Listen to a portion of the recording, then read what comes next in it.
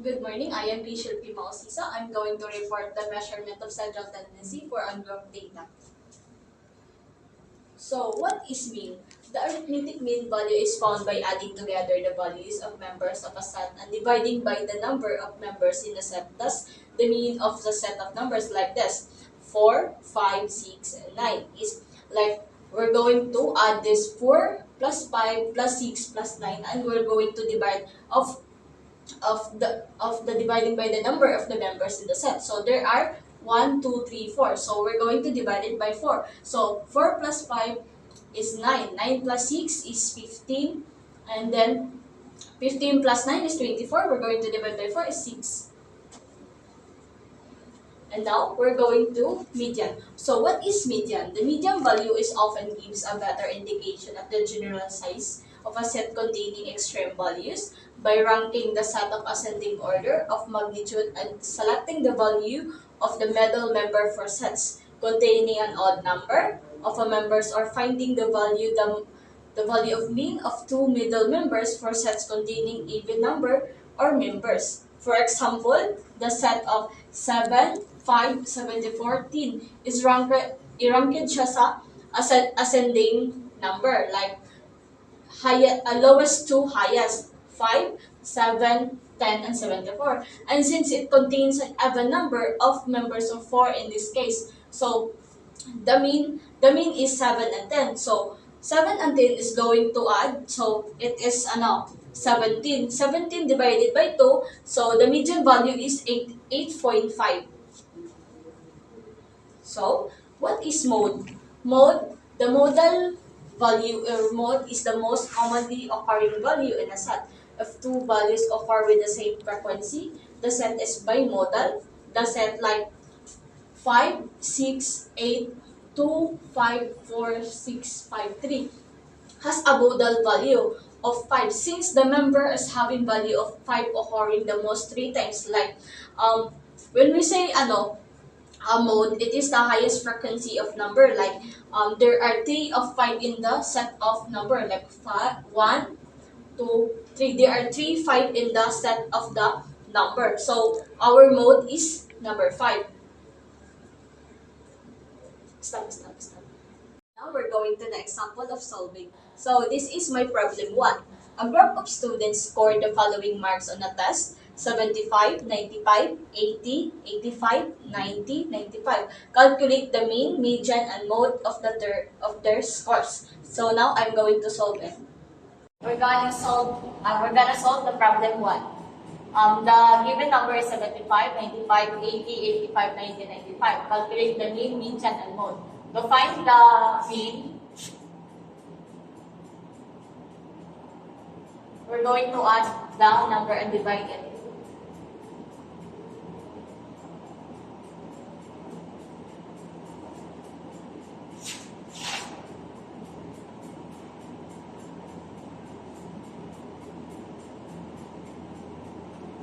And divide it by 8.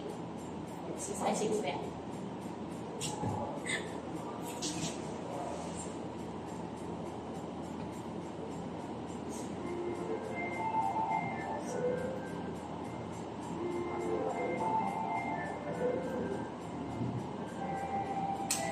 Five 5.6,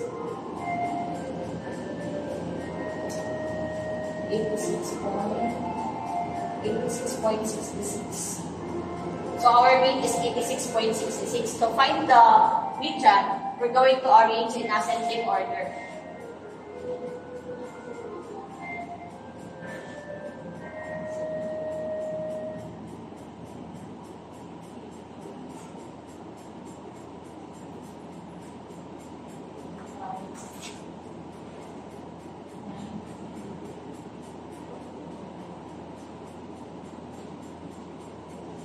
To find the median, we're going to determine the middle. So the 85 and 90. So 85 and 90, we're going to add the 85 and 90 and divide it by 2.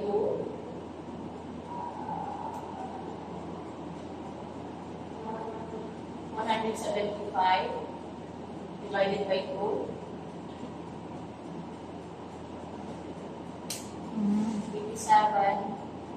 87.5. So our median is 87.5.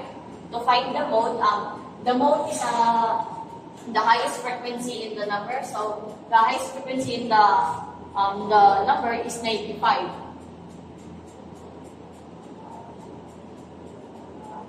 Our mode is 95, the highest frequency.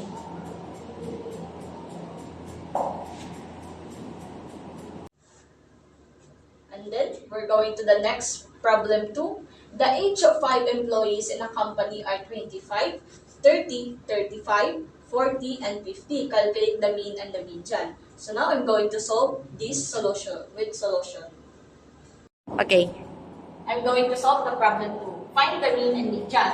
So the given number is 25, 30, 35, 40, and 50. To find the mean, we're going to add it and divide it by 5.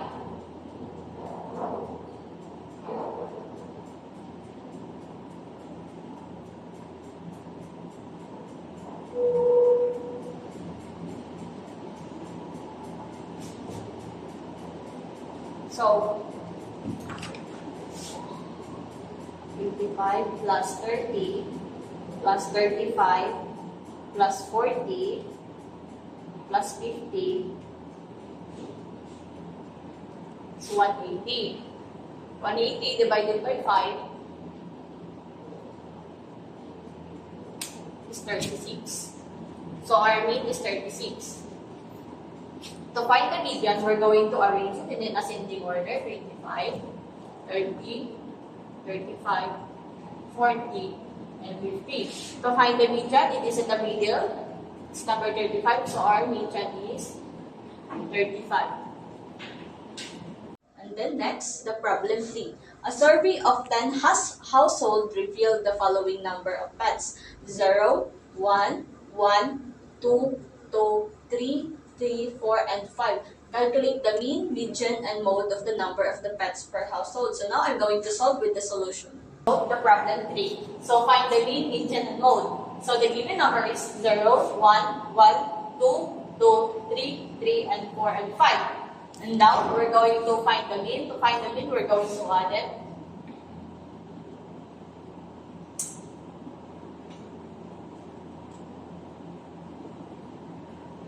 Plus 3 plus 3 plus 4 plus 5 divided by 1, 2, 3, 4, 5, 6, 7, 8, 9. So 0 plus 1 plus 1 and 2 plus 2 plus 3 plus 3 plus 4 plus 5 is 21. 21 divided by 9. So our mean is 2.33. To find the median, we're going to arrange it in a ascending order.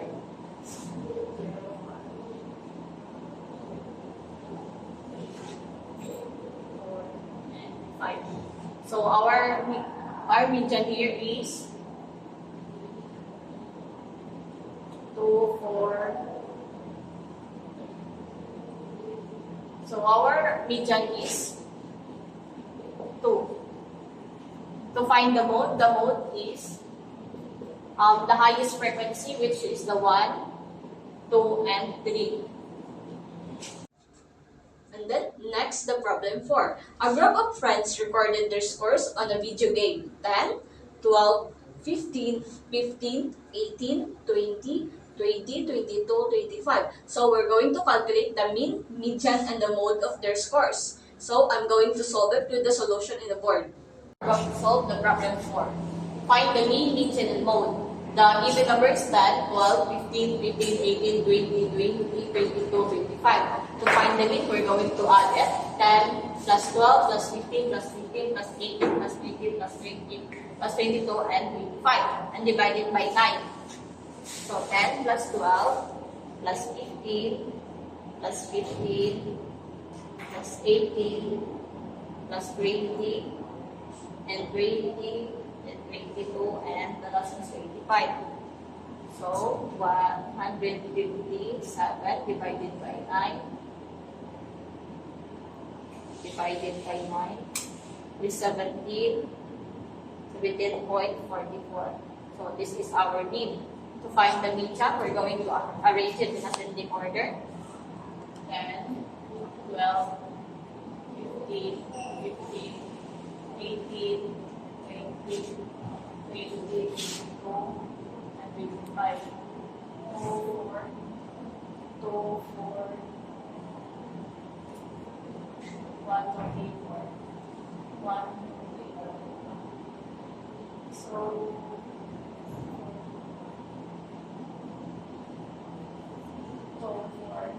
so our region is 18. It is in the middle of the ascending order. Find the mode. Our mode here is the highest frequency, number 15 and number 20. 15 and number 20.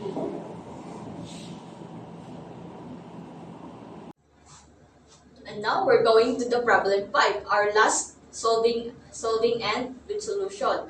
The height of 6 basketball players are 180 cm, 185 cm, 190 cm, 195 cm, 200 cm, and 205 cm. So now we're going to calculate the mean and median of the height of the basketball players.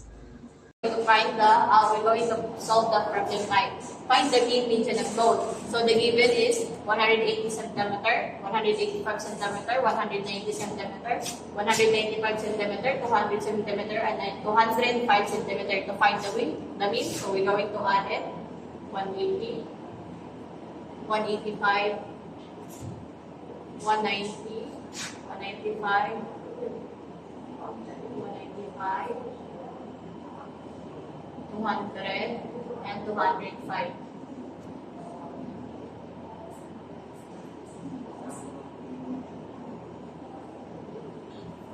And then divide it. 1, 2, 3, 4, 5, 6, 7.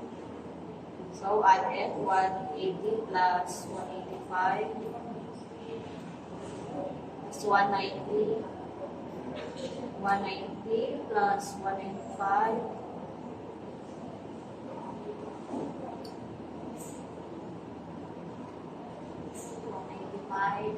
200 and 205 is 1,500. 1,155 divided by 6. Divided by 6 is 192.5 centimeters. This is our mean. To find the median, we're going to arrange it in ascending order. 180, 185, 190, and 195, 200, 105. So our median here is 190 plus 195 divided by 2. 190 plus 195. 385 divided by 2.